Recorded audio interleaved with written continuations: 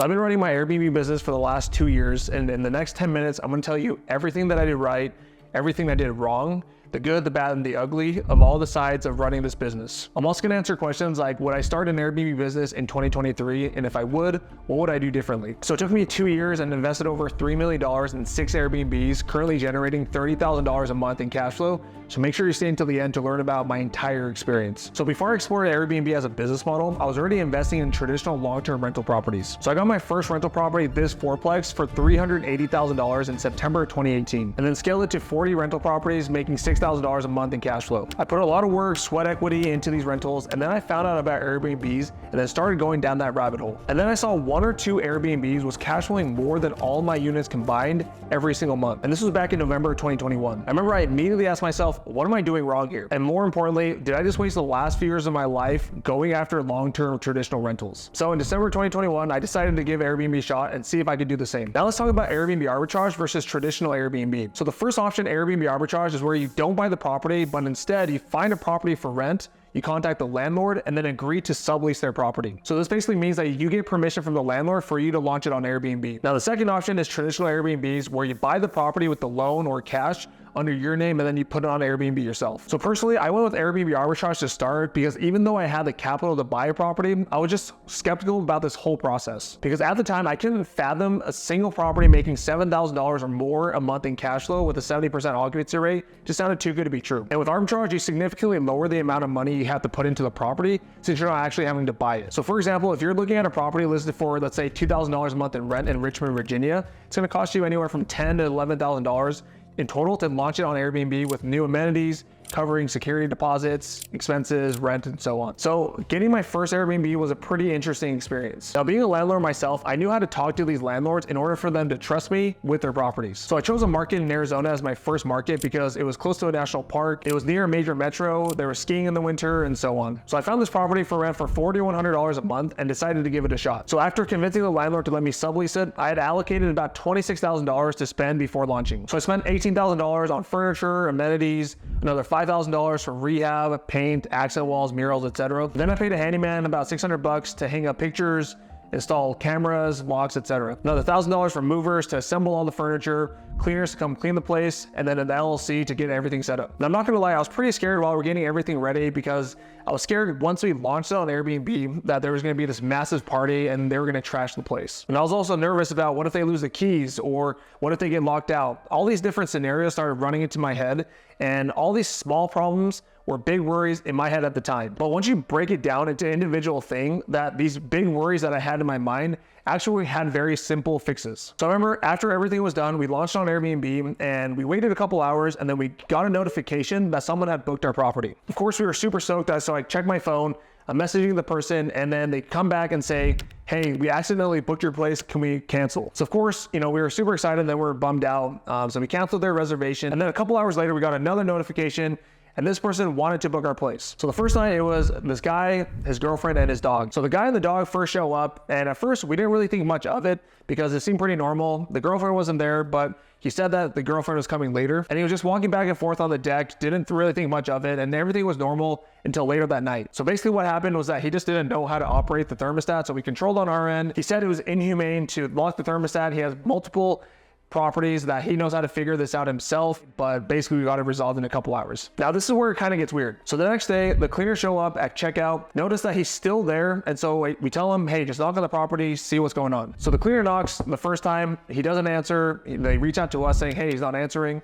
So we try calling him, he doesn't answer, and so now we're kind of getting worried. So we tell the cleaner, hey, can you just go knock again? So they go knock again. He finally answers this time, and you could clearly tell that he had just woken up. He then says, they're just wrapping up church, and so to give them 30 minutes and they'll be out. So obviously this was our very first booking, so we were kind of weirded out, but we just assumed that this was normal because we didn't have any other experience to go off of. And so we just stayed in touch with our cleaner, trying to figure this out.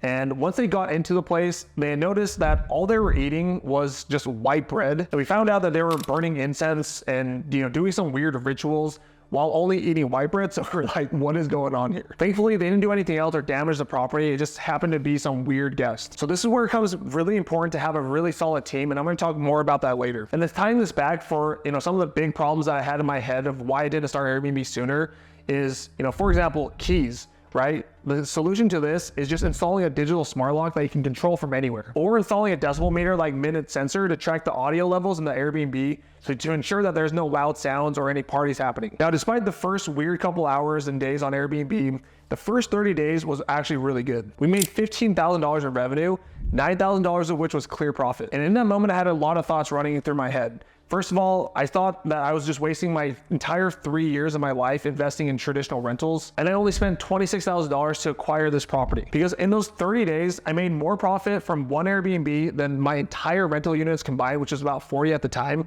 That took me 3 years to acquire. So after those first 30 days, I was on cloud nine. I said to myself, I'm gonna do 10 more of these. I'm gonna make $90,000 a month. And right then and there, I decided to quit my job. And quick disclaimer, this wasn't just a decision I made in 5 minutes, because at the time I was already making about $6,500 a month in cash flow for my 40 rental units and $6,000 a month on average for my first Airbnb. So I had about $12,500 a month in total cash flow that I was bringing in. Now, keep in mind, I was making really good money at my day job, and it was taking me about 1 hour per week to manage my Airbnb and my rental units. So I decided I wanted to quit my job so I can spend more time with my son and my wife. Now, growing up, my parents were working all day, every day, and don't get me wrong, because I totally appreciate what they did for us, but because they were always working, they didn't spend much time with me and my brothers. And the last thing I wanted was, I didn't want my son to think that his dad didn't have enough time for him, so that's why I quit my 9 to 5. So initially I wanted to scale this business and scale to 10 Airbnbs or more as fast as possible. But then after I started spending more time with my family, I started liking that more and more. So I changed my goal to spend more time with my family first and then put business second. So I changed my goal to set up one Airbnb every 3 to 4 months, and whatever that I was doing wasn't going to be taking away time from my family. Now, going all in on this business, I was scared about the slower months. So that's why it's super important to run the numbers beforehand, so you're not stuck paying for a property that's not going to be profitable. Now, when the slow months started happening, I initially panicked because I thought, this is going to be how it is for the rest of the time that I had this property. But then I went back and checked the numbers that I ran, and I realized that we were pacing normally and realized everything was fine. The main thing you want to do is adjust your pricing with a dynamic pricing tool so that you're still getting booked even during the slower months. Using this strategy, we never had a negative month in 2 years on Airbnb. Now, there's a big mistake that I see a lot of people make when they start to get into Airbnbs, and that's getting obsessive over the occupancy rate. Instead, what a better metric to look at is the yearly revenue for the property. So for arbitrage properties, the number that I like to look at is kind of like the 1% rule for real estate, is I want to make sure that the property can do 2.25x the amount to rent the property traditionally. So if the property rents for $2,000 a month and Airbnb competitors are doing at least 2.25x that, which is about $4,500 a month in revenue, that's the golden number that I want to look at. Because generally speaking, if the property can do 2.25x the monthly rent and revenue, then it means that this property can cash flow. So another fear of mine before starting Airbnbs was the operational challenges that came with running an Airbnb business. Managing bookings, dealing with customer complaints, handling check-ins, check-outs, ensuring properties are clean, well-maintained, and so on. I was just too afraid that this was gonna be too time-consuming and that I couldn't do this business without being sucked into it. So let me tell you about a story that exemplified all of this. So this happened about a month after we launched the property, and so by this time we were, rocking and rolling. We didn't have many issues beforehand. So we get a message from the Airbnb guests around 10 p.m. at night, and they're saying that the entire basement's flooding. So of course we're panicking, trying to figure out what's going on, and so we call an emergency plumber to go and check out the property. So before I started, this was one of my biggest fears, and it was coming to life. So the plumber gets there, he's trying to assess the situation. He sees that the toilet's flooding and he's trying to flush the toilet and it's not going down. So he removes the toilet and he finds a rag that had been placed by the contractor that was helping us with rehab before we launched the property. Now, thankfully, it didn't cause as much damage as we thought. And the guests were totally cool about it. We even gave them a little bit of a credit for their stay,